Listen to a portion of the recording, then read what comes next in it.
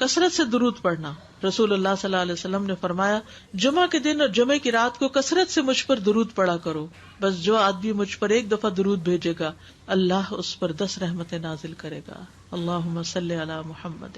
رسول اللہ صلی اللہ علیہ وسلم نے فرمایا تمہارے افضل دنوں میں سے جمعے کا دن ہے. اسی دن آدم علیہ السلام پیدا کیے گئے, اسی دن ان کی روح قبض کی گئی, اسی دن سور پھونکا جائے گا اور اس دن سب لوگ بے ہوش ہوں گے. اس لیے اس دن مجھ پر کثرت سے درود بھیجا کرو کیونکہ تمہارا درود مجھ پر پیش کیا جاتا ہے. کہتے ہیں لوگوں نے پوچھا یا رسول اللہ ہمارا درود آپ پر کس طرح پیش کیا جائے گا جبکہ آپ کا جسم بوسیدہ ہو چکا ہوگا؟ تو آپ نے فرمایا بے شک اللہ عز و جل نے انبیاء کے جسموں کو زمین پر حرام کر دیا ہے, یعنی فرشتوں کے ذریعے آپ تک درود پہنچایا جاتا ہے. انبیاء کے جسموں کو مٹی نہیں کھاتی, صحیح سلامت ہوتے ہیں ان کے جسم. سورۃ الکہف پڑھنا. نبی صلی اللہ علیہ وسلم نے فرمایا جو شخص جمعہ کے دن سورۃ الکہف پڑھتا ہے تو اس کے لیے دوسرے جمعے تک نور روشن رہتا ہے. غسل کرنا. ہر بالغ پر جمعہ کے لیے جانا ضروری ہے اور ہر وہ شخص جس پر جمعہ کے لیے جانا ضروری ہے اس پر غسل ہے, یعنی اس کو لازمی غسل کرنا چاہیے الا یہ کہ کوئی مجبوری ہو. تو آپ اپنا اسکیجول اس طرح بنائیں نا کہ جیسے اگر آپ ہر روز نہاتے ہیں پھر تو کوئی مسئلہ نہیں, لیکن اگر آپ ایک دن چھوڑ کے ایک دن نہاتے ہیں تو آپ پھر اس طرح اسکیجول کریں کہ جیسے آپ منڈے کو نہائے, پھر وینسڈے کو نہائے, پھر جمعے کو نہائے, پھر آپ سیٹرڈے سنڈے اگر نہیں بھی نہاتے پھر منڈے. تو اس طرح آپ جمعے کو مس نہیں کریں گے. یہ نہیں کہ جمعرات کو نہا کے جمعہ کو چھوڑ دیا یا جمعہ چھوڑ کے ہفتے کو نہائے, ایسا نہیں کرنا چاہیے. علماء نے غسل کے حکم کے بارے میں اختلاف کیا. بعض تو کہتے ہیں یہ واجب ہے, یعنی فرض کے درجے میں ہے, اور جمہور علماء یہ کہتے ہیں کہ مستحب ہے, پسندیدہ ہے, افضل عمل ہے. حدیث میں آتا ہے جس نے جمعے کے دن وضو کیا اس نے اچھا کیا, اور جس نے غسل کیا تو یہ افضل ہے. صفائی میں مبالغہ ہوتی ہے نا, ویکلی صفائی آپ کو کرنی ہوتی ہے, یعنی جیسے ناخن وغیرہ کاٹتے ہیں یا پھر اپنے زائد بال وغیرہ اتارتے ہیں, تو یہ سب چیزیں اگر جمعے کے دن ہو تو زیادہ بہتر ہے. نبی صلی اللہ علیہ وسلم نے فرمایا جو شخص جمعے کے دن اچھی طرح غسل کرے, اچھی طرح سنوار کر وضو کرے, اپنے بہترین لباس میں سے پہنے, یعنی جمعے کے دن باقی دنوں کی نسبت اچھا لباس پہنے, اللہ نے اس کی قسمت میں گھر والوں کی جو خوشبو لکھی ہو وہ لگا لے, یعنی گھر میں جو بھی خوشبو ہے, پھر جمعہ پڑھنے آئے تو لغو کام نہ کرے, 2 آدمیوں کے درمیان جدائی نہ کرے, یعنی 2 لوگ بیٹھے ان کے بیچ میں گھس کے بیٹھ جائے. اس جمعے اور دوسرے جمعے کے درمیان کے پورے ہفتے کے گناہ معاف کر دیے جاتے ہیں. پھر مسواک کرنا.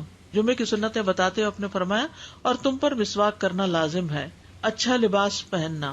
نبی صلی اللہ علیہ وسلم نے فرمایا اگر ممکن ہو تو جمعہ کے لیے اپنے کام کاج کے کپڑوں کے علاوہ 2 کپڑے اور بنا رکھنے میں کیا حرج ہے. اسپیشل ڈریس رکھے جو جمعے کو ہی پہن لیں. خوشبو لگانا, یعنی خوشبو لگائے, حدیث میں آتا ہے چاہے وہ عورت کی خوشبو سے ہو, یعنی آپ کی اپنی نہیں, بیوی کی خوشبو پڑی ہو وہی لگا لو, لیکن لگاؤ. تیل لگانا. جو شخص جمعہ کے دن غسل کرے اور جس قدر ممکن ہو پاکیزگی حاصل کرے اور اپنے تیل میں سے تیل لگائے یا اپنے گھر کی خوشبو میں سے خوشبو لگائے, پھر نکلے کہ 2 آدمیوں کے درمیان تفریق نہ کرے, جتنی مقدرہ نماز پڑھ لے, اور جب امام بات کرے تو خاموش رہے. اس جمعے سے لے کر دوسرے جمعے تک اس کے گناہ بخش دیے جاتے ہیں. جمعہ کا وقت. سورج ڈھلتے ہی جمعہ پڑھنا. سورج ڈھلتے ہی جمعہ پڑھنا. اول وقت جمعہ پڑھنا, بہت لیٹ نہیں کرنا چاہیے. ایاس بن سلمہ بن اکوع اپنے والد سے روایت کرتے ہیں, انہوں نے کہا کہ ہم رسول اللہ صلی اللہ علیہ وسلم کے ساتھ جمعے کی نماز پڑھ کر واپس لوٹتے تھے تو دیواروں کا سایہ اتنا نہیں ہوتا تھا کہ ان سے اپنے آپ کو سایہ مہیا کیا جا سکے, یعنی ابھی سورج بہت تھوڑا ڈھلا ہوتا تھا. ہاں, گرمی کی شدت میں تاخیر کی اجازت ہے. مسجد میں داخلہ. مسجد کی طرف جلدی نکلنا. تحیت المسجد ادا کرنا. عمر بن دینار کہتے ہیں انہوں نے جابر رضی اللہ عنہ کو کہتے ہوئے سنا کہ ایک شخص جمعہ کے دن مسجد میں داخل ہوا اس حال میں کہ نبی صلی اللہ علیہ وسلم خطبہ دے رہے تھے, تو آپ نے فرمایا کیا تم نے نماز پڑھی؟ اس نے کہا نہیں. تو آپ نے فرمایا کھڑے ہو 2 رکعتیں پڑھو.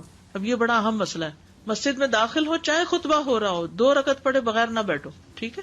اور یہ کیا ہے؟ دراصل تحیت المسجد. یہ جمعے کی سنتیں نہیں ہیں, یہ کیا ہے؟ تحیت المسجد ہے, اور مختصر پڑھی جائیں. یعنی امام جب خطبہ دے رہا ہو تو چاہیے کہ 2 رکعتیں پڑھے اور دونوں میں اختصار کرے.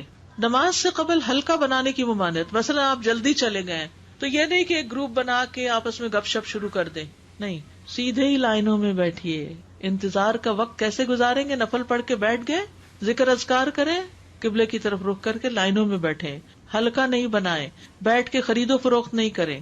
تاخیر سے آنے پہ گردنیں پھلانگ کے نہ آگے جائیں. رسول اللہ صلی اللہ علیہ وسلم نے فرمایا ٹیک لگا کے مت کھاؤ. یہ عام ایک ادب بتایا, یعنی اس طرح ٹیک لگا کے نہیں کھاؤ, کھانے کے وقت سیدھے ہو جاؤ. چھنے ہوئے آٹے کی روٹی نہ کھاؤ, میدا. مسجد میں کوئی جگہ مقرر نہ کرو کہ یہ میری جگہ ہے, آپ کیوں آج یہاں کھڑی ہو گئی, کہ تم اسی میں ہی نماز پڑھو. کچھ لوگ ہوتے ہیں نا آ کے مخصوص جگہ ہی پڑھتے ہیں، اگر کوئی اور وہاں ڈسٹرب ہو جاتے ہیں. اور جمعہ کے دن لوگوں کی گردنیں نہ پھلانگو، ورنہ اللہ تمہیں قیامت کے دن لوگوں کے لیے پل بنا دے گا. کیونکہ بہت اذیت کی بات ہے نا، بیٹھے ہیں لوگ باقاعدہ بعض اوقات کندھوں پہ ہاتھ رکھ کے اس کو تنگ کر اس کو تنگ کر، تو یہ نہیں کرنا چاہیے. اگر آپ کو اٹھنا بھی پڑ گیا بیچ میں تو واپسی پہ پیچھے کھڑے ہو جائیے، اگلی لائن مل جائے گی. جی یہ تو بہت ضروری بات آپ نے کی کہ جب لوگ مسجد آئے تو پہلی صف میں بیٹھے، یعنی پہلی چھوڑ کے آخری میں بیٹھ جائیں اور پھر لوگ ان کی گردنیں پلانگتے رہیں، دوسروں کے لیے فتنہ بننا. جابر بن عبداللہ رضی اللہ عنہ سے روایت ہے کہ جمعے کے دن رسول اللہ صلی اللہ علیہ وسلم خطبہ ارشاد فرما رہے تھے کہ ایک آدمی مسجد میں داخل ہوا، وہ قریب آ کر بیٹھنے کے لیے لوگوں کے اوپر سے گزرنے لگا. رسول اللہ صلی اللہ علیہ وسلم نے فرمایا بیٹھ جاؤ، تحقیق تم نے لوگوں کو تکلیف پہنچائی اور دیر سے آئے. یہ عربی کے الفاظ بڑے خوبصورت ہیں. اجلس فقد آذیت و آنیت، کتنی جامع زبان ہے یہ. اجلس فقد آذیت، تو نے اذیت دی، و آنیت، اور دیر سے آئے. تو اس سے منع کیا گیا. کسی کو اس کی جگہ سے نہ اٹھانا. جابر رضی اللہ عنہ نبی صلی اللہ علیہ وسلم سے روایت کرتے ہیں، آپ نے فرمایا تم میں سے کوئی شخص جمعہ کے دن اپنے بھائی کو کھڑا نہ کرے کہ پھر دوسری طرف سے آ کر اس کی جگہ پہ خود بیٹھ جائے، بلکہ جو آئے وہ کہے جگہ کشادہ کرو، ہمارے لیے بھی جگہ بناؤ، یہ کہے. خطبہ جمعہ اور اس کے آداب. خطبہ جمعہ کی اہمیت.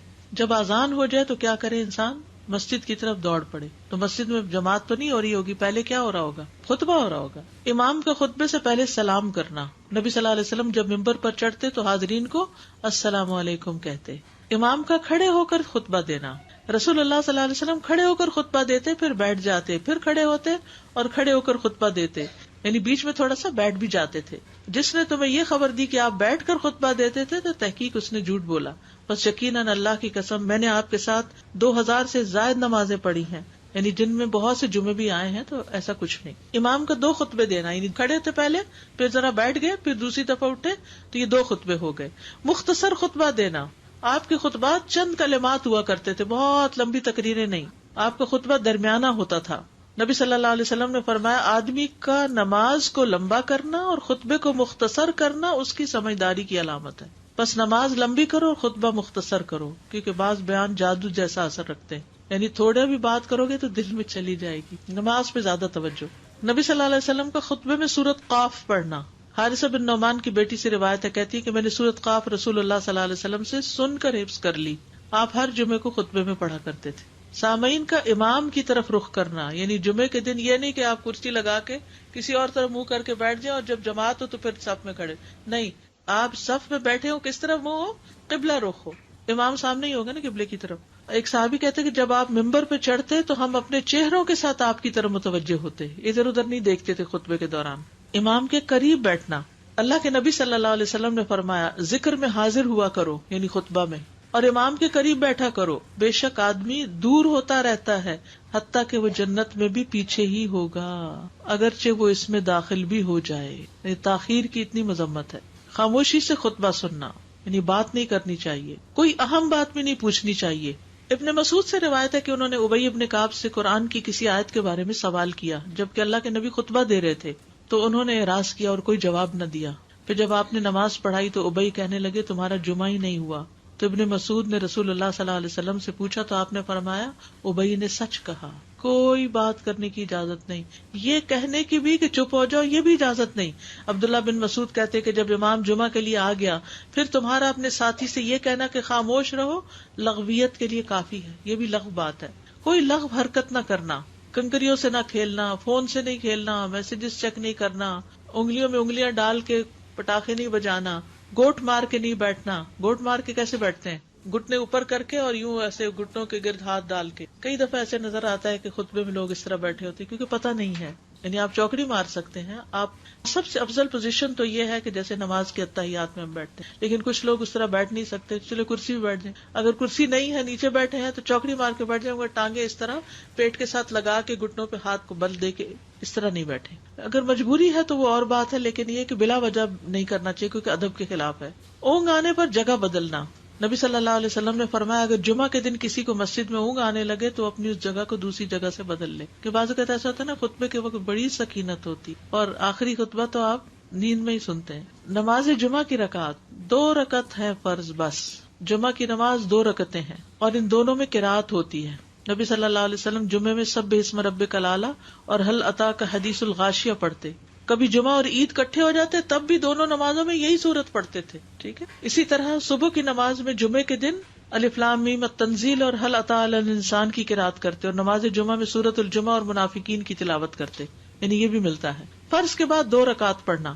عبداللہ بن عمر سے روایت ہے، انہوں نے رسول اللہ صلی اللہ علیہ وسلم کی نفل نماز کو بیان کیا اور کہا کہ آپ جمعے کے بعد کوئی نفل نماز نہیں پڑھتے تھے حتیٰ کہ واپس تشریف لے جاتے، پھر اپنے گھر میں 2 رکعت پڑھتے تھے.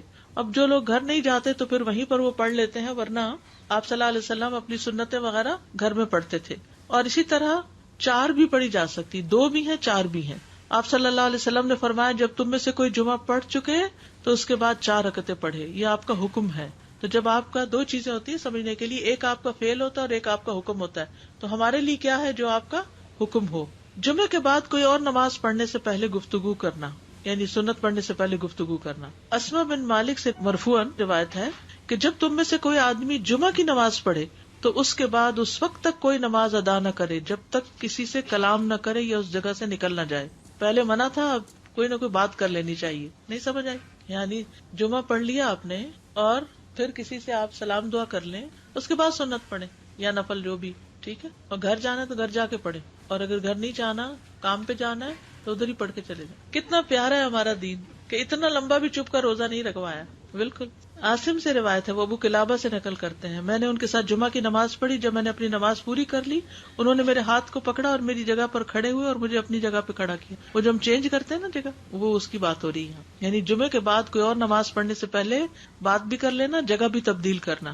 لیکن اگر کچھ لوگ پہلے سے ہی آپ کی سنتیں شروع کر چکے اور کوئی چینج کرنے والا نہیں تو پھر پڑھ لیجئے. یعنی یہ مستحب اعمال ہیں، ان میں ایسا نہیں کہ کوئی گناہ لازم ہو جائے گا، لیکن افضل یہ ہے، افضل سے اجر زیادہ ہو جاتا ہے.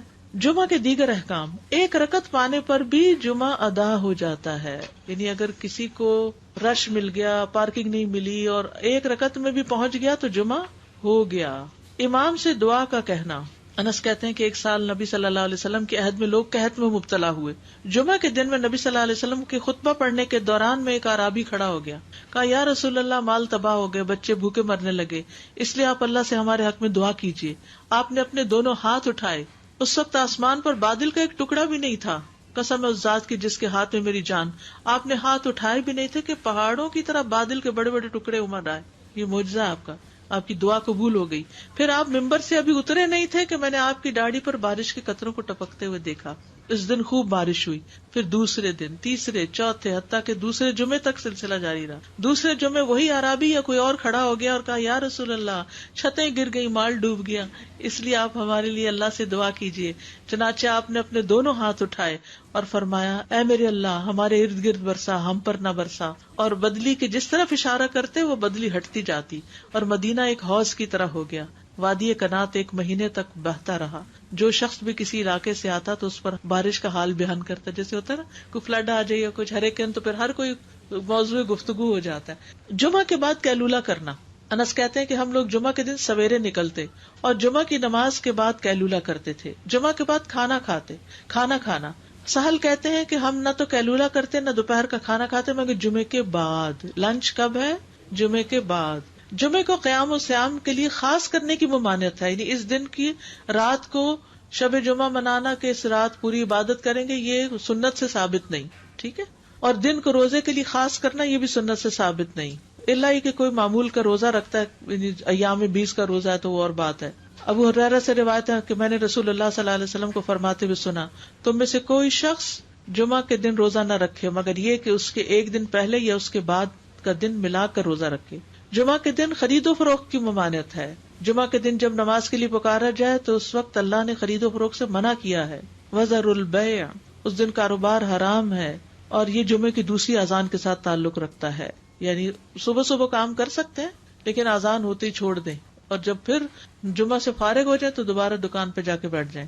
جابر بن عبداللہ کہتے ہیں کہ نبی صلی اللہ علیہ وسلم جمعہ کے دن خطبہ ارشاد فرما رہے تھے کہ مدینہ میں ایک تجارتی قافلہ آیا. رسول اللہ صلی اللہ علیہ وسلم کے صحابہ اس کی طرف لپک پڑے اور آپ کے پاس مسجد میں صرف 12 آدمی بچے. تو رسول اللہ صلی اللہ علیہ وسلم نے یہ صورت دیکھ کر فرمایا اس ذات کی قسم جس کے ہاتھ میں میری جان ہے، اگر تم سارے کے سارے چلے جاتے اور کوئی بھی باقی نہ بچتا تو اس وادی میں آگ بہہ پڑتی. یعنی اتنا بڑا جرم ہے یہ. پھر یہ آیت نازل ہوئی وَإِذَا رَأَوْا تِجَارَةً أَوْ لَهْوًا انفضوا إِلَيْهَا وَتَرَكُوكَ قَائِمًا. جب وہ کوئی سودا بکتا دیکھیں یا کوئی تماشا نظر آ جائے تو اس کی طرف دوڑ جاتے ہیں اور آپ کو کھڑا ہی چھوڑ دیتے ہیں. راوی کہتے ہیں جو 12 آدمی رسول اللہ صلی اللہ علیہ وسلم کے ساتھ رہے ان میں ابو بکر اور عمر رضی اللہ عنہ بھی شامل تھے. جمعے کے دن قبولیت کی گھڑی ہوتی ہے, اس وقت اللہ سے بھلائی مانگنی چاہیے. رسول اللہ صلی اللہ علیہ وسلم نے فرمایا جمعے کے دن میں ایک گھڑی ایسی ہے کہ کوئی مسلمان اللہ سے کسی خیر کا سوال کرتے ہوئے اس کی موافقت نہیں کرتا مگر اللہ اسے وہی خیر عطا کر دیتا ہے. فرمایا یہ ایک چھوٹی سی گھڑی ہے, تھوڑی دیر کے لیے ہوتی ہے اور یہ ہر جمعے کو ہوتی ہے. ٹھیک ہے, اور خصوصاً نماز میں بھی اگر کوئی دعا کر رہا ہوتا ہے نا انسان تو وہ بھی قبول ہو جاتی ہے. نماز میں دعا کہاں ہوتی ہے؟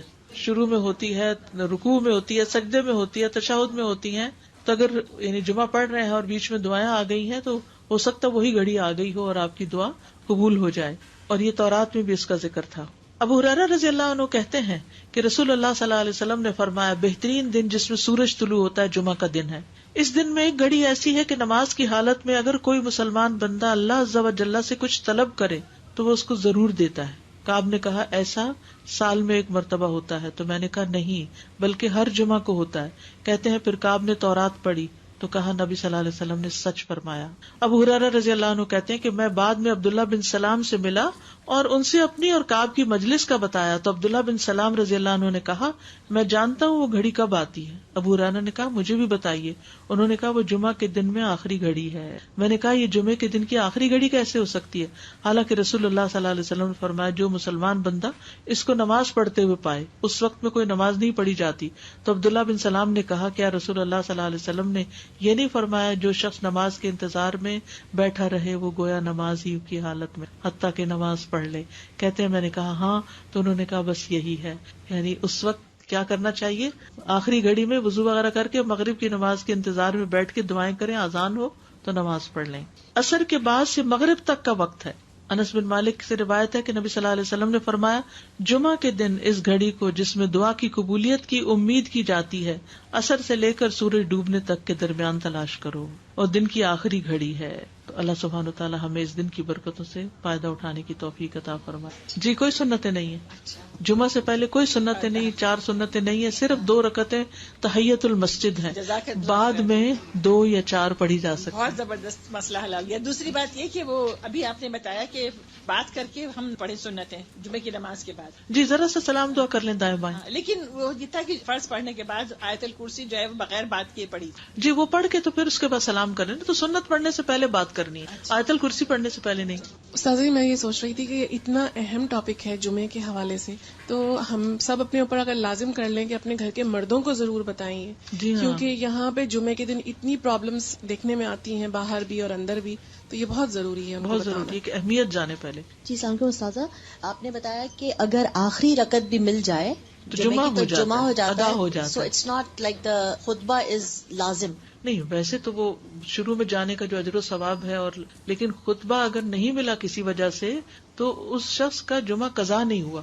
اوکے, کیونکہ وہاں مسجد میں لوگ یہی کہتے ہیں آپ خطبہ میں لیٹ آئے ہو اب آپ کو دوسرا خطبہ پکڑنا ہوگا. نہیں because then you can find a جمعہ. اور سیکنڈ ایک بات آپ نے کہی کہ 2 رکعتیں ہیں جمعہ کی فرض جو مسجد میں ہے, بٹ اگر عورت گھر پر ہے تو پھر 4 ہی ہوئے گی ظہر کی. اوکے, ظہر کی 4 پڑے گی. استاذہ جی 2 کوشچنز ہیں.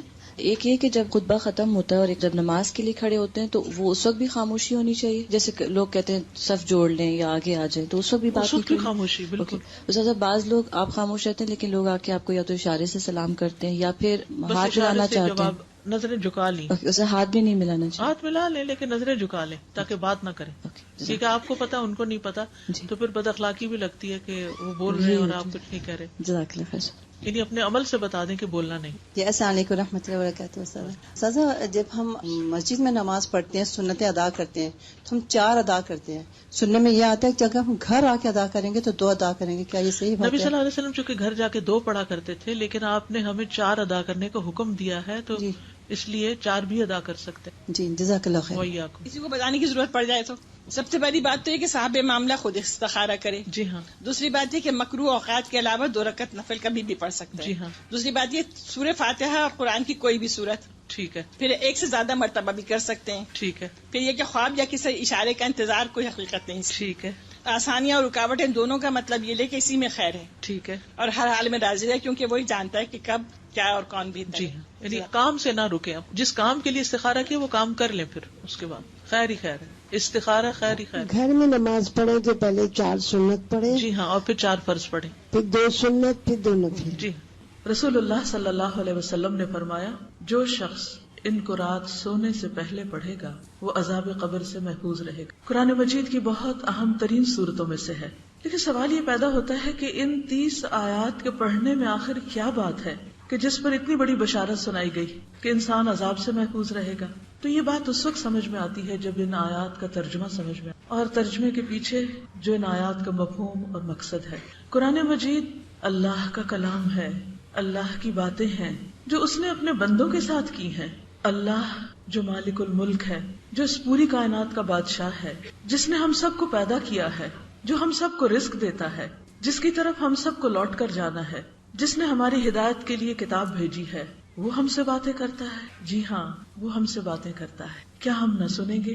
اگر ہماری کوئی بات نہ سنے، ہماری بات پر کوئی توجہ نہ دے، اسے اہمیت نہ دے تو ہمیں کیسا لگتا ہے؟ لیکن جب اللہ سبحانہ و تعالیٰ کی بات سنائی جا رہی ہو، اس کے قرآن کی، اس کی کتاب کی آیات کی تلاوت کی جا رہی ہو، تو بہت دفعہ ہمارا رویہ کیا ہوتا ہے؟ ہم سنتے نہیں، بولتے رہتے ہیں. حالانکہ اللہ تعالیٰ نے فرمایا اذا قرئ القرآن فاستمعوا له وانصتوا لعلکم ترحمون. جب قرآن پڑھا جا رہا ہو تو خاموش رہو، غور سے سنو تاکہ تم پہ رحم کیا جائے، کیونکہ قرآن پاک اللہ سبحانہ و تعالیٰ کی رحمت ہے. قل بفضل اللہ وبرحمتہ فبذلک فلیفرحوا هو خیر مما یجمعون. کہہ دیجئے کہ اللہ کے فضل اور اس کی رحمت پر انہیں چاہیے کہ خوش ہو جائیں، یہ ہر اس چیز سے بہتر ہے جسے لوگ جمع کر رہے ہیں. دنیا میں جتنی بھی دولت ہے ان سب چیزوں سے بڑھ کر یہ دولت اللہ کا کلام ہے جو اللہ تعالیٰ نے براہ راست ہم سے کیا ہے. تو ہم سب پر یہ لازم ہے کہ جب کبھی ہم قرآن پاک کی تلاوت سنیں تو اس وقت خاموش ہو جائیں. اور پھر سننے کے ساتھ خاموشی کے ساتھ فرمایا فاستمعوا له، اسے غور سے سنو، توجہ سے سنو. انسان کسی بھی چیز میں توجہ کب قائم رکھ سکتا ہے؟ اسی وقت جب اس کو بات سمجھ آ رہی ہو. کتنے حیرت کی بات ہے کہ باقی سب باتیں ہمیں سمجھ آتی ہیں اور ان کو ہم سمجھنا چاہتے ہیں، لیکن ایک اللہ کی بات اگر ہمیں سمجھ نہیں آتی تو سمجھنے کی تڑپ بھی نہ ہو، اس پر کوئی پریشانی بھی نہ ہو. نہیں، ہم سب کی زندگی میں کچھ وقت ایسا ضرور ہونا چاہیے کہ ہم سب یہ جانیں کہ اللہ سبحانہ وتعالیٰ نے اس کتاب میں ہم سے کیا کہا ہے، وہ ہم سے کیا چاہتا ہے. اس نے ہمیں پیدا کیا ہے، اس نے ہمیں یہاں بھیجا ہے، اس کی طرف ہمیں پلٹنا ہے اور پھر ہمارا حساب ہونا ہے. پھر ہم سب کا ایمان ہے کہ ایک جنت اور ایک دوزخ ہے. اس جنت میں جانے کا فارمولا اس کتاب میں بتایا گیا ہے.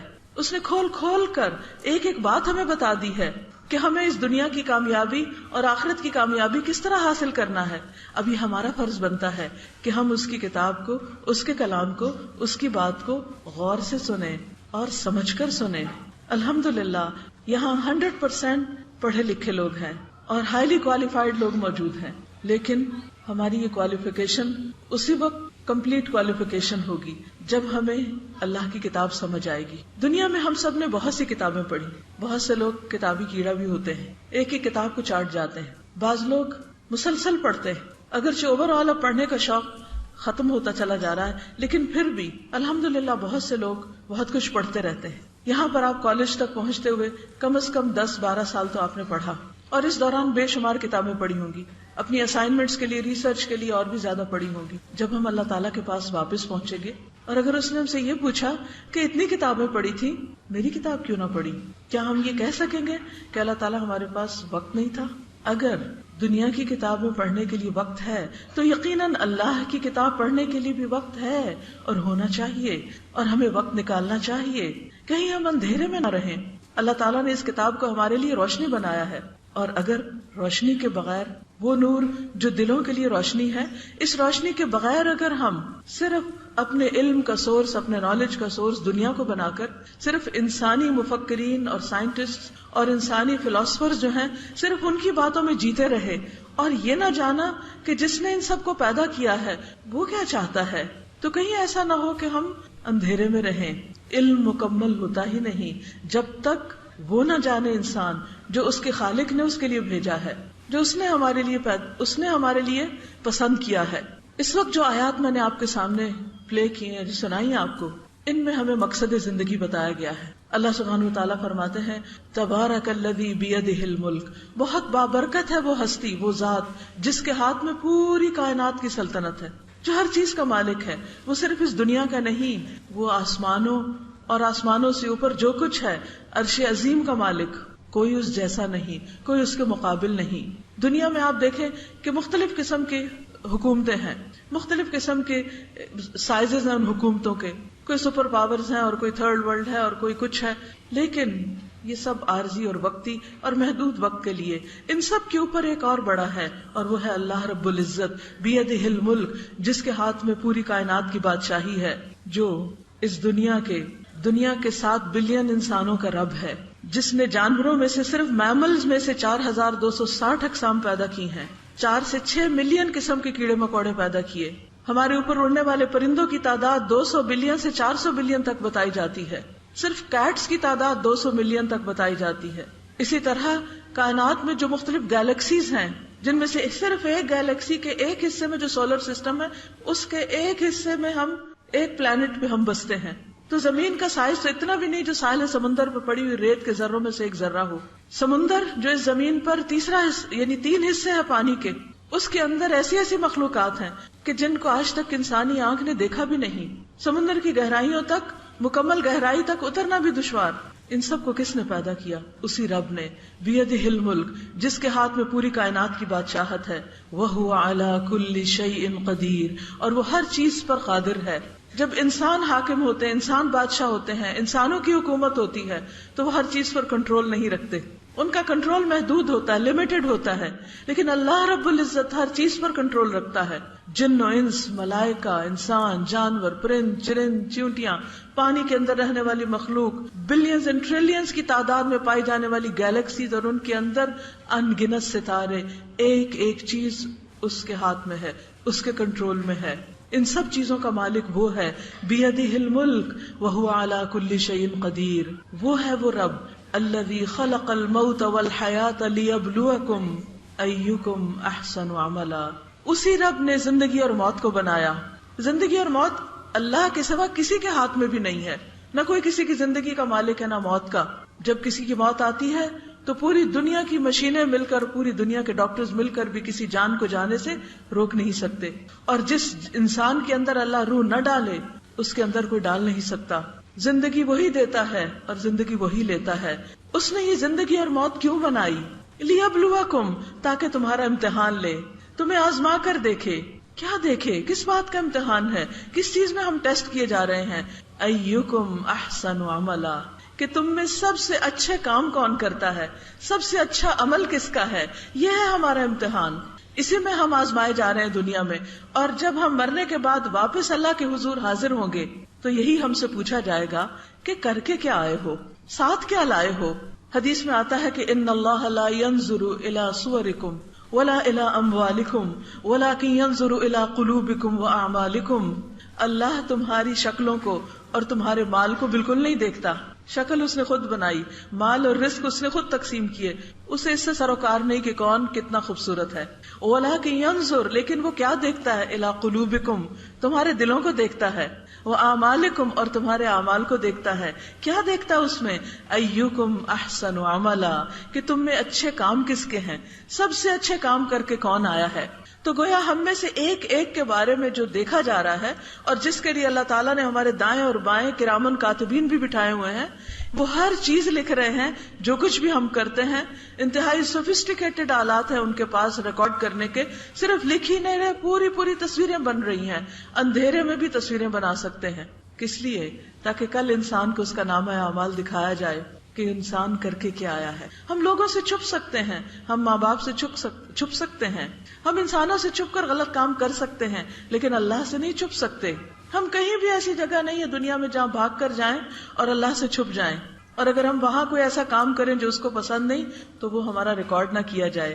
ہر جگہ ساتھ ساتھ ہیں ہمارے نامہ اعمال لیے ہوئے پر، سب کچھ لکھا جا رہا ہے. کیونکہ اینڈ آف دا ڈے مالک یوم الدین کیا کرے گا؟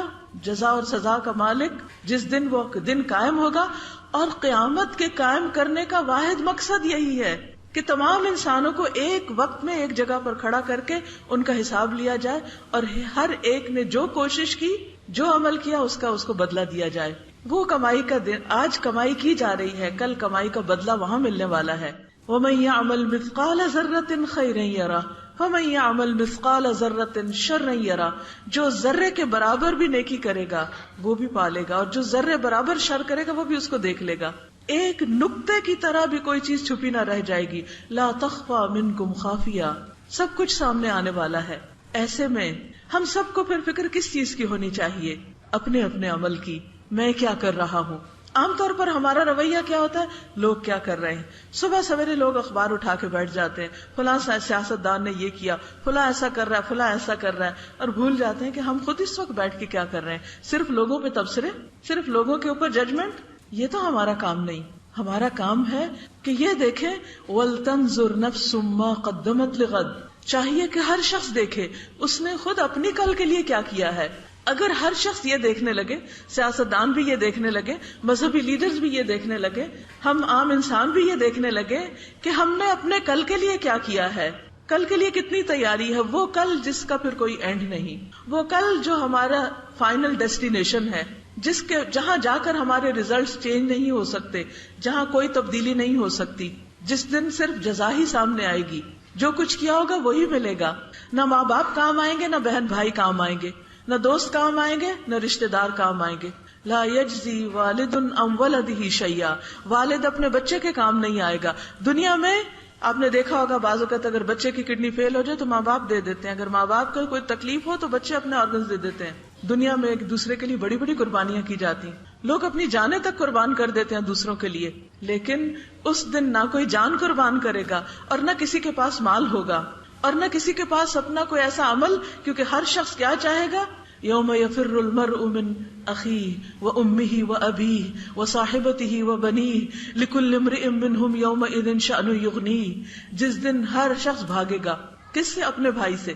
دنیا میں بھائی کو تکلیف ہوتی ہے، ہم بھائی کی طرف بھاگتے ہیں کہ بہنیں صدقے قربان جاتی ہیں بھائیوں کے، لیکن اس دن ان کو بھی کوئی نہیں دیکھے گا. یوم یفر المرء من ابیہ، اپنے باپ سے، وامہ اور اپنی ماں سے، وبنیہ اور اپنے بیٹے سے، وصاحبتہ اور اپنی بیوی سے. اور ہر شخص کے اوپر اپنی ایسی حالت ہوگی جو اس کو دوسرے سے بے نیاز کر دے گی. کوئی بھی شخص کسی کے کام نہیں آئے گا، ہر شخص دوسرے سے بھاگے گا کہ کوئی مجھ سے کچھ مانگ نہ لے.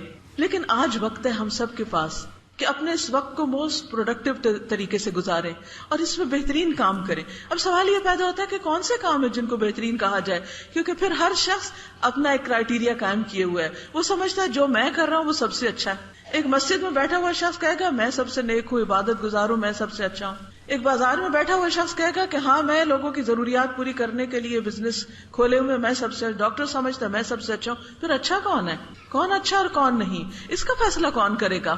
اس کا فیصلہ بھی میں اور آپ اپنی عقل سے نہیں کر سکتے. صرف ٹھیک ہے اللہ نے عقل ہمیں دی ہے تمیز کرنے کے لیے اچھے اور برے میں، لیکن عقل جو ہے وہ وحی کے تابع ہے، اور وحی ہمیں کیا بتاتی ہے؟ اللہ سبحانہ وتعالیٰ کی طرف سے کیا آیا ہے، اچھا کیا ہے. اچھا وہ ہے جو رب کو پسند آ جائے. اگر کوئی بھی چیز کتنی بھی بڑی ہو، خواہ آپ ساری رات عبادت میں، نفل میں، نماز میں کھڑے رہیں، لیکن آپ کے اندر یہ خواہش ہو کہ لوگوں کو پتہ چل جائے اور لوگ خوش ہو جائے اور سمجھے کہ یہ کتنا عبادت گزار ہے، اللہ تعالیٰ ایسے عمل کو ریجیکٹ کرتا ہے. یہ عبادت میرے لیے ہے، یہ تو لوگوں کے لیے ہے، لوگوں کو خوش کرنے کے لیے تم کر رہے، شہرت کمانے کے لیے کر رہے ہو، لہٰذا ایسا عمل ریجیکٹڈ ہے. اسی طرح کوئی شخص انسانوں کی خدمت کر رہا ہے، دن رات بھاگا دوڑا پھر رہا ہے، صدقہ خیرات کر رہا ہے، ہر چیز بانٹ رہا ہے، لیکن مقصد کیا ہے کہ لوگ مجھے سخی اور سخی کے نام سے پہچانے. کچھ نہیں ہے اس کے لیے اللہ کے پاس، اس لیے کہ اس کی ساری بھاگ دوڑ کا مقصد کیا تھا؟ لوگوں سے تعریف حاصل کرنا. پھر احسن عمل کیا ہے؟ احسن عمل کی دو شرائط ہیں، دو بڑی کنڈیشنز ہیں. نمبر ایک یہ کہ وہ کام نبی صلی اللہ علیہ وسلم کی سنت کے مطابق ہو.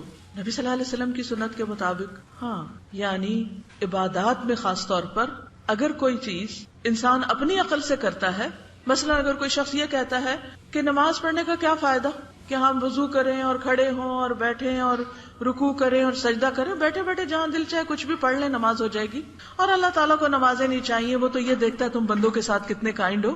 اگر کوئی شخص صرف اتنی بات کہتا ہے تو یہ اس نے ایک خود سے ہی دین بنا لیا. دیکھا یہ جائے گا کہ نبی صلی اللہ علیہ وسلم نے نماز کے بارے میں کیا کہا ہے. آپ نے تو بتایا کہ قیامت کے دن سب سے پہلا سوال ہی اس کے بارے میں ہوگا. پھر آپ نے خود فرمایا سلو کما رأیتمونی اصلی، نماز ایسے پڑھو جیسے میں پڑھتا ہوں.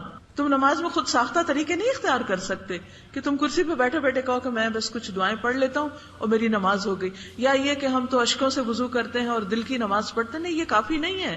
ہمیں نماز اسی طرح پڑھنی ہوگی جیسے نبی صلی اللہ علیہ وسلم نے پڑھی. روزہ اگر کوئی کہے کہ چلو میں ڈائٹنگ کر لیتا ہوں اور کچھ نہیں کھاتا پیتا تو روزہ ہو جائے گا، نہیں، اس طریقے سے، اس نیت اور شعور کے ساتھ. اسی طرح اگر کوئی کہے کہ اب ذوالحج میں ہی حج کرنے کا کیا فائدہ، میں جب چاہوں حج پہ چلا جاؤں، وہاں کا چکر ہی لگانا نہ لگا کے آ جاؤں گا، ایک ٹور لے لیتا ہوں، نہیں، یہ حج نہیں ہوگا. حج آپ کو 9 ذوالحجہ کو عرفہ کے میدان میں زوال آفتاب کے بعد وہاں قیام کرنے سے ہی آپ کا حج ہوگا. تو کسی بھی نیک عمل، اچھے عمل کے لیے پہلا کرائیٹیریا اور پہلی شرط یہ ہے کہ وہ نبی صلی اللہ علیہ وسلم نے جس طریقے پر عبادات اور طریقہ سکھایا ہم کو کرنے کا، اس کے مطابق ہو. دوسری بڑی چیز یہ ہے کہ وہ عمل اللہ کے لیے خالص ہو. مثلاً آپ کسی غریب کے کام آتے ہیں، بہت بہترین چیز ہے. آپ کسی دکھی کی مدد کرتے ہیں، آپ ڈاکٹر ہیں، انجینئر ہیں، سائنٹسٹ ہیں، کچھ بھی ہیں، اسلام ہمیں اس سے روکتا نہیں. بلکہ میں یہ سمجھتی ہوں کہ مسلمز کو اور اسٹوڈنٹس کو دن رات محنت کرنی چاہیے اور اپنے دین اور اپنے ملک کا نام روشن کرنا چاہیے. دنیا کی اقوام میں پڑھ لکھ کر آگے جانا چاہیے، اس میں ان کو کمپیٹ کرنا چاہیے. یاد رکھیے، کوئی قوم دنیا میں اس وقت تک پاورفل نہیں ہو سکتی جب تک وہ دنیاوی علوم میں مضبوط نہیں ہوتی. آپ صرف اپنی پڑھائی کو یا ڈگری کو صرف وقت گزارنے کا ذریعہ نہ سمجھیں، واقعی اس وقت سے صحیح فائدہ اٹھائیں اور پوری محنت کریں، وقت کا صحیح استعمال کریں. اور پھر جب آپ آگے جائیں تو ایک محنتی قوم کے طور پر پاکستان کا نام روشن کریں. اگر ہم دنیا کی تعلیم میں پیچھے ہیں تو کوئی قوم ہمیں آگے نہیں کر سکتی. کسی طرح ہم اسلام کو، مسلمانوں کو، پاکستان کو عزت نہیں دے سکتے جب تک کہ ہم یہ کام نہ کریں. پھر آپ دیکھیے، اللہ سبحانہ تعالیٰ نے جب آدم علیہ السلام کو پیدا کیا تو اس سے پہلے فرشتوں سے کہا کہ میں انسان کو پیدا کرنے والا ہوں. فرشتوں نے کہا کہ ہم عبادت کرتے ہیں تو انسان کو پیدا کرنے کی کیا ضرورت ہے؟ ہم آپ کی تسبیح کرتے ہیں، حمد و ثنا بیان کرتے ہیں، اگر انسان کو بھی صرف تسبیح کرنی تو ہم پہلے سے ہی کر رہے ہیں. انسان دنیا میں فتنہ فساد کرے گا. تو اللہ تعالیٰ نے آدم علیہ السلام کو کچھ چیزوں کے نام سکھایا اور پھر فرمایا کہ تم ان کے سامنے پیش کرو. فرشتوں سے بھی اس سے پہلے پوچھا لیکن فرشتے ان چیزوں کے نام نہیں بتا سکے، آدم نے بتائے. اور یہاں پھر فرشتوں کو حکم دیا کہ آدم کے آگے سجدہ کرو. یہ سجدہ کس بنا پر تھا؟ علم کی بنا پر تھا. کون سا علم تھا؟ چیزوں کا علم تھا، کائنات کا علم تھا.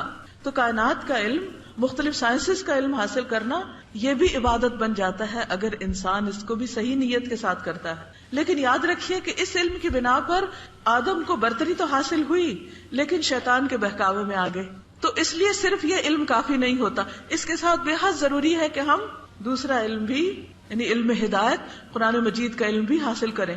دنیا میں آپ ہائیسٹ ڈگریز لیجئے، ایک نہیں کئی ایک پی ایچ ڈیز کیجئے، اسلام آپ کو بالکل نہیں روکتا ایز لانگ ایز یہ نفع مند علم ہے.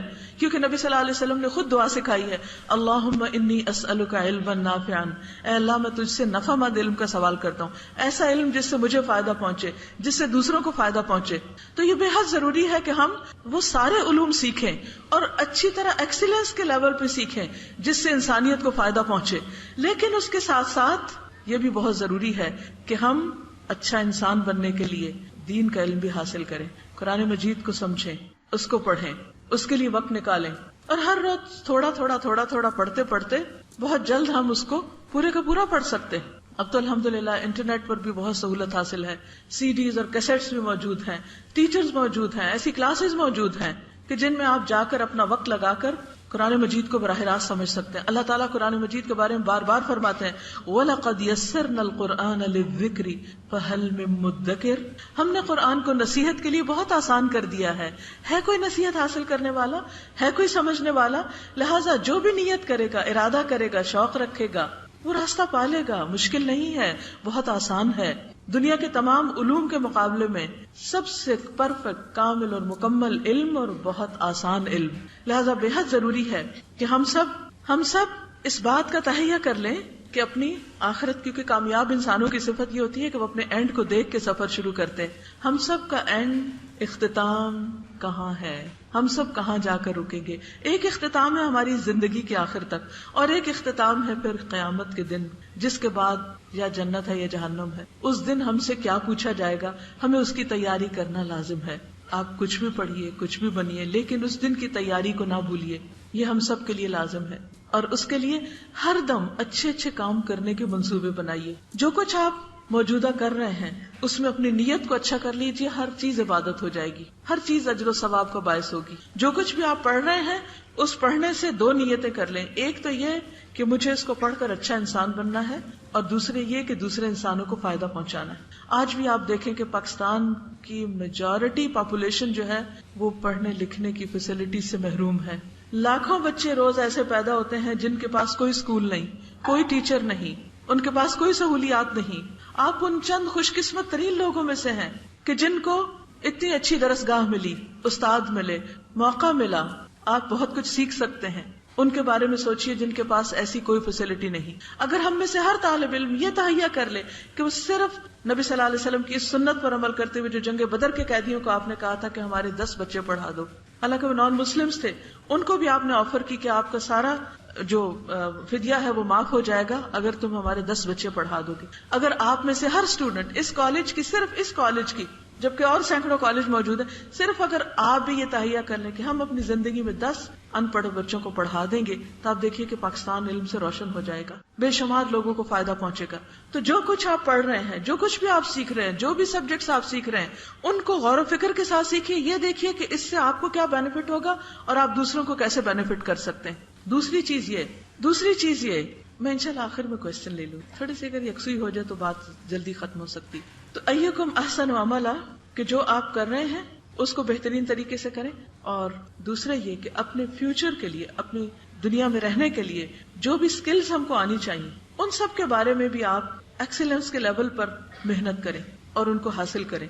ہر خاتون, ہر بچی مستقبل کی ماں ہے, ایک بیوی ہے, اسے ایک نئے خاندان میں جانا ہوتا ہے. اس کے دوسروں کے ساتھ ریلیشن شپس کیسے ہونے چاہیے, یہ سب بھی ہمیں سیکھنا ہے. کیونکہ عورت کی تکمیل اس وقت ہوتی ہے جب وہ ماں بنتی. عورت کے پاس جو کچھ بھی ہو, جب تک وہ ماں نہیں بنتی اس کو سب کچھ ادھورا لگتا ہے. اس کا مطلب نہیں اگر کسی کا بچہ نہیں تو وہ اس کی تو بڑی بدقسمت ہے کہ نہیں. ہمارے سامنے ازواج مطہرات کی مثال, حضرت عائشہ رضی اللہ تعالیٰ عنہ کے بچے نہیں تھے, انہوں نے تعلیم کے ذریعے نہ صرف یہ کہ عورتیں بلکہ مردوں کو بھی پڑھایا اور امت کو ایک طرح سے بے شمار ذخیرہ دیا علم کا.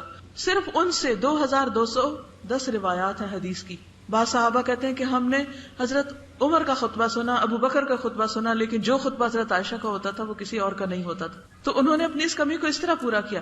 لیکن میں میجورٹی کی اس وقت بات کر رہی ہوں کہ آپ بچیاں کل کی مائیں ہوں گی. ایک اچھی ماں کیسے ہوتی, بچوں کی تربیت کیسے کی جاتی ہے, یہ علم حاصل کرنا آپ پر فرض ہے. کیونکہ آپ کی گود سے اگلی نسل پیدا ہوگی, پروان چڑھے گی. اگر یہ گود روشن ہوگی, ماں کو یہ پتا ہوگا کہ اسے کیسی ماں ہونا چاہیے, کس طرح اپنے بچوں کو پالنا چاہیے, تو آپ ایک صحت مند جنریشن کو جنم دیں گے اور پاکستان کو بہترین نسلیں دیں گے. اسی طرح بعض اوقات شادی کے بعد بچیوں کو یہ مشکل ہوتی ہے کہ ہسبینڈ کے ساتھ کس طرح ٹریٹ کیا جائے, کیسے ڈیل کیا جائے. اور لیٹلی بہت افسوس کے ساتھ کہنا پڑتا ہے کہ بعض اوقات بہت ہائیلی کوالیفائڈ بچیاں صرف یہ نہ جاننے کی وجہ سے اپنے گھر توڑ بیٹھتی, یا ان کی زندگی میں ایک بہت بڑا خلا آ جاتا ہے, یا شادی کے بعد ہیپی نہیں رہتی, ہیپی لائف کے گر نہیں جانتی. تو یہ علم بھی سیکھنے کا ہے, یہ بھی جاننے کا ہے. پھر اسی طرح خاندانوں کے اندر ریلیشن شپس کیسے ہونے چاہیے, ہم اپنے بہن بھائیوں کے ساتھ کیسے رہیں, ہم اپنے سسرالی رشتوں کے ساتھ کیسے رہیں. جن لوگوں کے ساتھ, جو لوگ ہم سے محبت کرتے ہیں ان کے ساتھ رہنا تو پھر آسان ہوتا ہے. لیکن جہاں زندگی میں چیلنجز ہوتے ہیں, جہاں بعض اوقات آپ کو حسد کا شکار ہونا پڑتا ہے, جہاں بعض اوقات آپ کو ill feelings کا سامنا کرنا پڑتا ہے, وہاں آپ ایک اچھے انسان کیسے بن کے رہیں, وہاں آپ بااخلاق کیسے بن کے رہیں, یہ ایک بہت بڑا فن ہے, یہ جاننا ضروری ہے. اسی طرح آپ عام انسانوں کے لیے کس طرح فائدے مند ہوں, کیونکہ یہ تمام چیزیں جو ہیں یہ ہمارے لیے اجر اور ثواب کا باعث ہوں گی اگر ان کو آسان طریقے سے کریں گے. کیونکہ ہمارا ٹیسٹ ہے کیا, لِيَبْلُوَكُمْ أَيُّكُمْ أَحْسَنُ عَمَلًا. امتحان ہی اس بات کا ہو رہا ہے. ایک ٹیسٹ تو آپ دیتے ہیں نا اسکول کالج میں کوئی ڈگری حاصل کرنے کے لیے, لیکن ایک ٹیسٹ میں اللہ نے ہم کو ڈالا ہے پیدائش کے بعد, اور وہ کیا ہے, وہ یہ دیکھنا چاہتا ہے کہ جس مخلوق کو میں نے عقل دی, بولنے کی صلاحیت دی, بہت کچھ سوچنے سمجھنے کے لیے دل دیا, وہ مخلوق اس دنیا میں کیسے زندگی بسر کرتی. انڈیویجولی ایک ایک کا حساب ہونے والا ہے, ایک ایک سے پوچھا جانے والا ہے کہ تم نے زندگی کس طرح بسر کی. لہٰذا ایک ایک دن ہمیں سوچ سمجھ کے گزارنا چاہیے اور اپنے ہر دن کا ہمیں جائزہ اور احتساب کرنا چاہیے. وَلْتَنْظُرْ نَفْسٌ مَا قَدَّمَتْ لِغَدٍ, ہر شخص کو اپنے اوپر خود نظر رکھنی چاہیے کہ اس نے کل کے لیے کیا تیاری کی ہے. آپ کی زندگی کا ایک ایک کام عبادت بن سکتا ہے اگر آپ اس کو انسانوں پر احسان جتانے کے لیے نہیں, اللہ کی رضا کے لیے کریں. مثلاً اگر آپ گھر جاتے ہیں اور آپ کو کوکنگ کرنی پڑتی, تب دو رویے ہیں. ایک تو یہ کہ آپ غصے میں اور بولتے ہوئے اور دوسروں پر احسان جتاتے ہوئے وہ کام کریں اور پورے گھر کا ماحول خراب کر دیں اور موڈ آف کر لیں. اور ایک یہ ہے کہ آپ اس کو جنت میں لے جانے والے کاموں میں سے ایک کام سمجھ کر کریں, کیونکہ کھانا کھلانا ایمان کا حصہ ہے. کھانا کھلانا ان اعمال میں سے ہے جو جنت میں لے جانے والے ہیں. نبی صلی اللہ علیہ وسلم جب مدینہ آئے, عبداللہ بن سلام نے جو پہلی سپیچ آپ کی سنی وہ کیا تھی؟ یا ایھا الناس افشوا السلام واطعموا الطعام وصلوا والناس نیام تدخلوا الجنۃ بسلام. وہ کہتے ہیں یہ اتنی مختصر بات سن کے میرے دل میں آپ کی محبت بیٹھ گئی اور میرے اسلام کی محبت میرے دل میں آ گئی. اور وہ کیا تھی اسلام کی تعلیم؟ لوگوں سلام کو عام کرو. سلام کو عام کرنے سے ریلیشن شپس اچھے ہوتے ہیں. کالج میں آپ ہر ایک کو سلام کریں, ضروری نہیں صرف اپنی فرینڈس کو, کیونکہ نبی صلی اللہ علیہ وسلم نے فرمایا اس کو بھی سلام کرو جس کو تم جانتے ہو, اس کو بھی کرو جس کو نہیں جانتے. کہیں بھی جائیں, کسی بھی مجلس میں, کسی شادی بیاہ پارٹی میں, کہیں بھی ہر ایک کو گریٹ کریں, ہر ایک کو آگے بڑھ کے ملیں. مسکراتا ہوا انسان, دوسروں کی کیئر کرنے والا انسان سب کا محبوب ہوتا ہے. اور اپنی ذات میں مگن اور صرف اپنے خود پسند انسان, وہ کسی کو بھی اچھا نہیں لگتا. خود غرض لوگ کسی کو اچھا نہیں لگتے. لہٰذا نبی صلی اللہ علیہ وسلم کی اس سنت پر اگر عمل کرتے ہوئے آپ ہر ایک کو سلام کریں, ہر ایک کو گریٹ کریں, جو دور سے گزر رہا ہے صرف اسمائل پاس کر رہے ہیں, تو آپ ایک بہت زبردست عبادت کر رہے ہیں. آپ صلی اللہ علیہ وسلم نے فرمایا تم جنت میں نہیں جا سکتے جب تک کہ تمہارے اندر ایمان نہ ہو. ایمان نہیں آ سکتا جب تک تم آپس میں محبت نہ کرو. کیا میں نے تمہیں طریقہ بتاؤں جس کے کرنے سے تم باہم محبت کرنے لگو گے, محبتیں عام ہو جائیں گی. اور وہ کیا ہے؟ سلام کو عام کرو. اگر ہم ایک گھر میں رہتے, مثلا سسرالی گھر میں رہتے ہوئے اگر صبح اٹھتے ہی سب کو سلام کر رہے ہوں, سب کا حال پوچھ رہے ہوں, تو سب کے اندر ایک ہیپی ہارمونز آ جائیں گے, سب چمک اٹھیں گے, سب کے اندر ایک اچھا دن کا آغاز ہوگا اور سب کے ریلیشن شپس اچھے ہوں گے. لیکن ایک اٹھا ہے, غصے سے اس کو دیکھ رہا ہے, وہ اس کو منہ بسور کے دیکھ رہا ہے, تو سب کے موڈ آف ہے. کیا ہوا؟ روشن گھر بھی اندھیرا لگنے لگتا ہے. تو اس لیے بہت ضروری ہے کہ ہم اپنے گھروں کے اندر اس طرح خوبصورت عادتوں کو رواج دیں کہ گھروں کے اندر ایک خوبصورت زندگی جو ہے وہ ہمارے سامنے آئے. دوسری چیز وَأَطْعِمُوا الطَّعَامَ, کھانا کھلاؤ. کھانا کھلانے کے لیے ضروری نہیں کہ آپ ایک لنگر ہی کھولیں, وہ بھی ضرور اگر کھول سکے تو کھولیں. پچھلے دنوں میں نے جاوید چودھری کا ایک کالم پڑھا تھا, 150 روپے, شاید آپ نے بھی پڑھا, اگر نہیں تو ضرور پڑھیے. بہت ہی زبردست اس نے نقشہ کھینچا تھا کہ اس وقت ہمارے ملک میں جو غریب لوگ ہیں ان کا حال کیا ہے. سردی سے ٹھٹھٹ رہے ہیں, لیکن ایک لنڈے کی 100 روپے 150 روپے کی جیکٹ خریدنے کے لیے جیب میں پیسے نہیں. تو انہوں نے ایک سروے کیا تھا جس میں جا کر انہوں نے مختلف لوگوں سے پوچھا کہ ان کے پاس کیا ہے اور کیا نہیں, اور کس طرح وہ سارا دن لنگروں پہ لائن لگا کے کھڑے ہوئے ہیں, اور چند چمچ دال ان کو جو ملتی ہے اسی میں جا کے مزید پانی ڈال کے تو اس چند روٹیوں کے ساتھ وہ ان کا ناشتہ ہوتا ہے. لیکن صرف لنگر ہی کھولنا کافی نہیں ہوگا, اس قوم کو کام لگانے کی ضرورت ہے. اللہ نے ہمیں جو کروڑوں کی آبادی دی اور ہر ایک کے پاس 2 ہاتھ ہیں, اگر ہم سب لگ جائیں تو ہماری گلیاں صاف ستھری ہو جائیں, اگر ہم سب لگ جائیں تو ہماری خالی زمینیں سرسبز ہو جائیں, اور ہمیں گندم امپورٹ نہ کرنی پڑے, ہم ایکسپورٹ کرنے والے ہوں, اور ہمارے ملک میں پھر کبھی شوگر کی کمی نہ ہو. اتنی زمین پیاری اللہ نے ہم کو دی ہے. مجھے دنیا کے بہت سے ممالک میں جانے کا اتفاق ہوا, بہت جگہ کے پھل سبزیاں کھانے کا موقع ملا. بلا مبالغہ کہتی ہوں, جو کچھ اللہ نے ہمیں دیا ہے یقین کریں مجھے کہیں نظر نہیں آیا. جو ہمارے پھولوں میں رنگ اور خوشبو ہے, جو ہمارے سیبوں میں ذائقہ اور خوشبو ہے, وہ باہر کے سجے ہوئے پھلوں میں خوشبو نہیں ہے. وہ دیکھنے میں بہت حسین ہے لیکن اس کے اندر وہ ٹیسٹ اور وہ رنگ اور خوشبو نہیں ہے. ہمیں اپنی اس مٹی کی قدر کرنی چاہیے اور اس زمین کو آباد کرنا چاہیے. اللہ نے ہمیں ہاتھ دیے ہیں, اگر ہر بیکار انسان اس کو زمین کو اس کو نرم کر کے اس کے اندر بیج ڈال کے اپنی اپنی کیاریاں اگائے. چائنا میں اگر آپ جائیں آپ کو ایک چپا زمین خالی نہیں ملے گی, کہیں پر بھی ہوگا تو کچھ نہ کچھ اگا دیں گے. امریکہ میں ایک گروپ ہے گرین گروپ, اس کا شوق کیا ہے, وہ ہر وقت وہ کچھ لوگ اکٹھے ہیں, وہ ہر جگہ پودے لگاتے جا رہے ہیں. یہ نہیں کہ صرف ہمارا گھر ہے, وہ کسی کا بھی گھر ہے, کہیں پر بھی جو خالی جگہ دیکھتے ہیں وہاں جا کے پودے اگا دیتے ہیں. رات بھر وہ لوگ جاگتے ہیں, صبح لوگ اٹھتے ہیں اور زمینوں پر نئے پودے لگے ہوئے ہوتے ہیں. آج ہمارے گھروں کے سامنے زمینیں اجڑی پڑی ہیں, کہیں پر ہم سڑکوں پہ جاتے ہیں آس پاس زمینیں بنجر پڑی ہیں. اور خالی لوگ فارغ بیٹھے نظر آتے ہیں، اس قدر تکلیف ہوتی ہے. کوئی ہے جو ان کو کام لگا دے، کوئی ہے جو ان کو راہ دکھا دے، کوئی ہے جو ان کو اس غربت سے نکالے، کوئی ہے جو ان کو ڈائریکشن دے. وہ کون دے گا؟ وہ پڑھا لکھا طبقہ دے گا، وہ آپ لوگ دیں گے. آپ سوچنے والے لوگ ہیں، آپ کو اللہ نے صلاحیتیں دی، آپ کو اللہ نے علم کی طاقت دی ہے، آپ ان لوگوں کی مدد کر سکتے ہیں جن کو یہ ساری نعمتیں نہیں ملی. تو انشاءاللہ جب آپ انسانیت کی خدمت کے جذبے سے باہر نکلیں گے، آپ جب ہر ایک کا بھلا سوچیں گے، ہر ایک کے فائدے کے بن جائیں گے، آپ کی پوری زندگی عبادت بن جائے گی. اور آج آپ کسی کا بھلا کریں گے، کل آپ کا بھلا ہوگا. کل قیامت کے دن یہ سارے پھول اگے ہوئے، یہ سارے پودے آپ کے نامہ اعمال میں نظر آئیں گے، یہ کیاریاں آپ کے لیے لگی ہوئی ہوں گی. لہٰذا بہت ضروری ہے کہ ایک طرف ہم اللہ کا حق ادا کرنے والے ہوں، دوسری طرف ہم بندوں کے خدمت گار ہوں. ہر ایک کے ساتھ احسان کریں، چاہے کوئی ہمارا رشتہ دار ہے یا کوئی بھی جان پہچان کا یا انجان ہے، کوئی بھی، وہ سب ہمارے ہیں. ہم سب ایک انسانی برادری میں آپس میں رشتہ دار ہیں. ہم سب آدم اور حوا کی اولاد ہیں. ہمیں رنگ اور نسل کی بنیادوں پر اپنے آپ کو نہیں بانٹنا، ہمیں کالے گورے کی بنیاد پر نہیں بانٹنا. ہم ایک رشتے میں منسلک ہیں.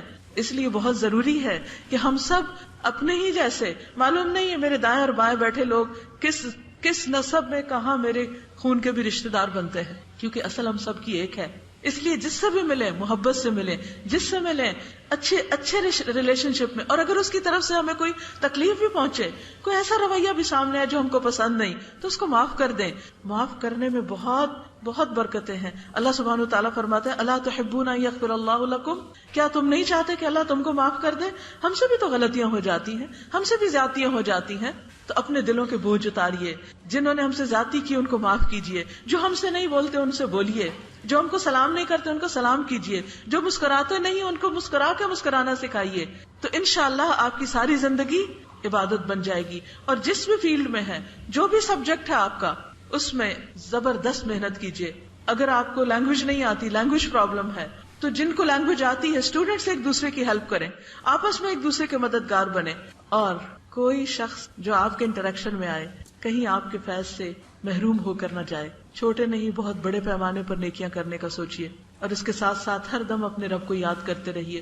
کوئی بھی کام کرنے کا موقع ملے تو دل میں اللہ سے بات کیا کیجیے، الحمدللہ اللہ تیرا شکر، تو نے مجھے توفیق دی، تو نے مجھے راستہ دکھایا، تو نے مجھے موقع دیا. ہمارا دل اللہ کی محبت میں ڈوبا ہو، ہمارا دماغ اچھے منصوبے بنانے میں مشغول ہو، ہماری زبان اللہ کے ذکر میں مشغول ہو، اور ہمارے ہاتھ پاؤں لوگوں کی خدمت میں مشغول ہوں. اور ہم جب اس دنیا سے جائیں تو بعد میں بھی لوگ ہمیں اچھے لفظوں سے یاد کریں، کیونکہ لوگوں کی گواہی ہمارے نامہ اعمال میں لکھی جائے گی. کون کیسا تھا، بعد میں جو کچھ ہمارے بارے میں کہا جائے گا وہ بھی ساتھ لکھا جائے گا. اور جب ہم اللہ کے حضور حاضر ہوں تو اللہ تعالی ہم کو بے حساب بخش دے، بغیر حساب کے بخش دے، اور ہم سے راضی ہو جائے. اللہ کرے کہ ہم اس دنیا میں بھی بھرپور زندگی گزاریں اور آخرت میں بھی بھرپور زندگی گزاریں، کیونکہ اصل گھر وہی ہے. یہ ایک ٹیمپرری فیز ہے، چند دن کے لیے ہیں ہم یہاں. اللہ سبحانہ وتعالیٰ قرآن مجید میں فرماتے ہیں وَإِنَّ الدَّارَ الْآخِرَةَ لَهِيَ الْحَيَوَانُ لَوْ كَانُوا يَعْلَمُونَ، اور آخرت کا گھر وہی دراصل گھر ہے، وہی زندگی ہے. کاش لوگ جانتے ہوتے. ہمیں اس گھر کی تیاری کرنی ہے، اس کے لیے آج کام کرنا ہے، ایک ایک لمحے کو استعمال کرنا ہے. اور ایک ایک لمحے کے استعمال کے لیے اٹھتے بیٹھتے اللہ کا ذکر کرتے رہیے. اللہ بذکر اللہ تطمئن القلوب، اللہ کے ذکر سے دلوں کا اطمینان ہوتا ہے. لہذا سبحان اللہ، الحمدللہ، استغفر اللہ، اللہ اکبر، لا الہ الا اللہ، چھوٹے چھوٹے ذکر اپنی زبان پر، یعنی زبان کو فارغ نہ رہنے دیجیے. جب آپ گھر جا رہے ہوں، گھر سے آ رہے ہوں، راستے میں ہوں، واک کر رہے ہوں، کام کر رہے ہوں، کوکنگ کر رہے ہوں، سرو کر رہے ہوں، جہاں کہیں خاموش ہوں تو اللہ کو یاد کرتے رہے، غور و فکر کرتے رہے، کائنات میں غور و فکر کرتے رہے، ایک خوشحال خوش بھرپور زندگی گزارے. اللہ تعالیٰ آپ سب کا حامی و ناصر ہو. اس موقع پر آپ سب کے لیے میں اپنی ایک لیکچر کا کیسٹ گفٹ کے طور پر لائی تھی. آپ خود بھی سنیے، اوروں کو بھی سنوائیے. اللہ تعالیٰ آپ سب سے راضی ہو. اور میں کالج کی انتظامیہ اور شہر کی انتظامیہ اور سٹاف اور آپ سب کی بہت شکر گزار ہوں کہ آپ نے ملاقات کا موقع دیا. اللہ کرے کہ ہماری آج کی محفل ہماری زندگی میں ایک ٹرننگ پوائنٹ ہو اور ہم آج سے زیادہ بہتر اور مفید انسان بن کر زندگی بسر کریں. اور میں امید رکھتی ہوں کہ آپ جلد سورۃ الملک رات کو پڑھنا بھی شروع کریں گے اور اس کا معنی بھی خوب اچھی طرح یاد کر لیں گے. تبارک الذی بیدہ الملک وہو علی کل شیء قدیر الذی خلق الموت والحیاۃ لیبلوکم ایکم احسن عملا ایکم احسن عملا.